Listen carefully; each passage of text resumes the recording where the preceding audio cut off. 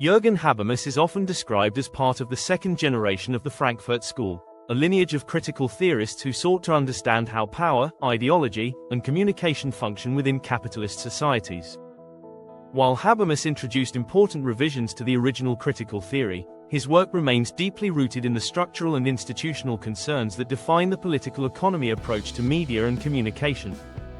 1. Frankfurt School legacy. Habermas was intellectually shaped by early Frankfurt theorists such as Max Horkheimer and Theodor Adorno, who emphasized that media and culture in capitalist societies serve ideological functions, creating passive consumers, reinforcing existing power relations, and depoliticizing the public.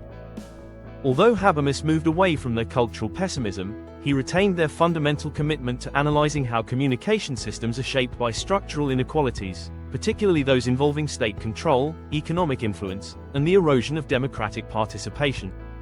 2. Structural focus on media and public sphere. Habermas's most influential contribution to media theory is his concept of the public sphere, introduced in the Structural Transformation of the Public Sphere, 1962. In this work, he argues that the rise of bourgeois democracy originally enabled rational critical debate through independent media. However, with the growth of mass media, advertising, and corporate influence, the public sphere was re-feudalized, becoming less a space for critical discourse and more a site of manipulation and spectacle.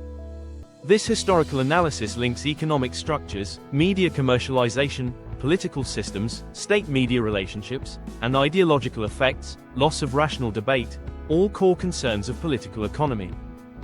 3. Media as a systemic infrastructure. Unlike cultural studies, which tends to emphasize meaning-making and audience interpretation, Habermas views media primarily as a systemic infrastructure, one that can either facilitate or obstruct democratic communication depending on its ownership, organization, and access dynamics.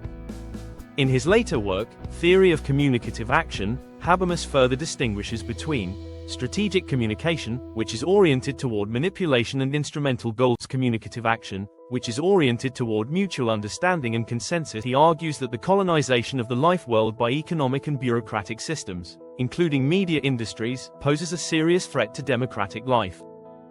This perspective reinforces the idea that media is not neutral, but is deeply implicated in maintaining or challenging structural domination. 4. Why he fits the political economy approach. Despite his focus on deliberation and language, Habermas remains committed to analyzing the macro-level structures that govern communication. He does not reduce media to symbolic texts or individual interpretation, but sees it as part of an institutional landscape shaped by capital accumulation, state market dynamics, access and participation inequality, to the commodification of discourse. In this sense, his work aligns closely with the political economy tradition, as it interrogates how communication systems serve, or fail to serve, democratic ideals in the context of capitalism. 5. Contemporary relevance. In the digital age, where platform monopolies, algorithmic control, and commodified attention economies dominate public discourse, Habermas's insights into the erosion of the public sphere are more relevant than ever. His work reminds us that democracy depends not only on free speech, but on the structures that enable or disable meaningful communication. Conclusion: Habermas belongs within the political economy approach not because he ignores meaning or culture, but because he situates communication within institutional, economic, and political frameworks. His theory of the public sphere offers a powerful critique of how media systems are organized, who they serve, and how they can, or cannot, support democratic life.